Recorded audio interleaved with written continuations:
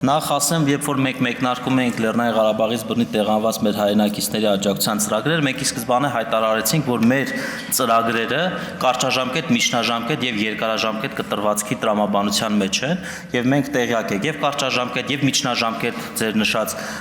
բնակարանների համար վարձակալության եւ կեցության ծախսերի ապահովման ծրագիրը, եւ մենք զուգահեռաբար հայտարարեցինք ավելի երկարաժամկետ ներառական ծրագրի մասին, որը մեր բնակարանային ապահովության ծրագիրն է։ Եվ սա նշանակում է, որ երբ որ մենք անընդհատ կախվածության մեջ ենք պահում նրանց այս վարձավճարի, այսպես ասած, կեցության համար ծրագրից, մենք նաև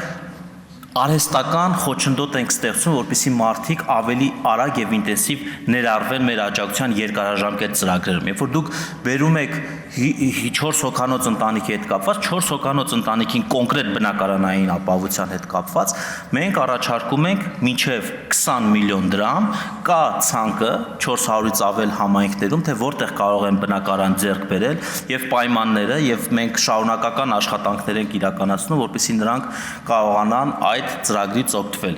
Եվ երբ որ մենք այս աջակցությունը նվազեցնում ենք, մենք միտում ունենք, որ այս աջակցության նվազեցմամբ հնարավորություն տալ եւ կոնկրետ ուղեր ցղել, որ պետք է գնան եւ դառնան բնակարանային ապահովության աջակցության շահառու։ Բայց սա չի նշանակում, որ այս աջակցությանը զուգահեռ մենք չենք դիտարկելու, հենց այսօր էլ քննարկում ենք ունեցել մենք փոխվարչապետ Տիգրան Խաչատրյանի մոտ, որ բոլոր այն դեպքերում, երբ որ մենք կունենանք առանձին թիրախային խմբեր, այդ թիրախային խմբերի համար մենք կոնկրետ աջակցություն կտրամադրենք եւ նաեւ հանրային քննարկման է դրված այդ աջակցությունը, այսինքն մենք մեր գործիքներով գնահատելու ենք, եթե հասկանանք, որ տվյալ ընտանիք օրինակ անապահովության համակարգի շահառու է, նրան առանձին գործիքակազմով ենք փորձելու ուրեմն օժանդակել։ Բացի այդ, նշեմ, որ մենք ակտիվ աշխատում ենք մեր քույրերի եւ եղբայրների հետ Լեռնային Ղարաբաղից բռնի տեղանված ուղղորդելու դեպի աշխատանք եւ ես պետք է ասեմ, որ շուրջ 25000 մարդիկ արդեն զբաղված են, աշխատում են նաեւ ձեռնարկատիրությամբ, սա նշանակում է, որ մեր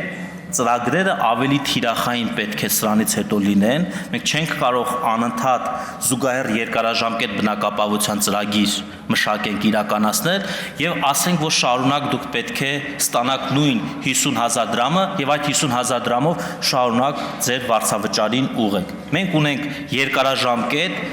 բնակարանային աջակցության ծրագիր 3 միլիոն, 4 միլիոն եւ 5 միլիոն դրամ ընտանիքի յուրաքանչյուր անդամին հատկացնելու տրամաբանությամբ։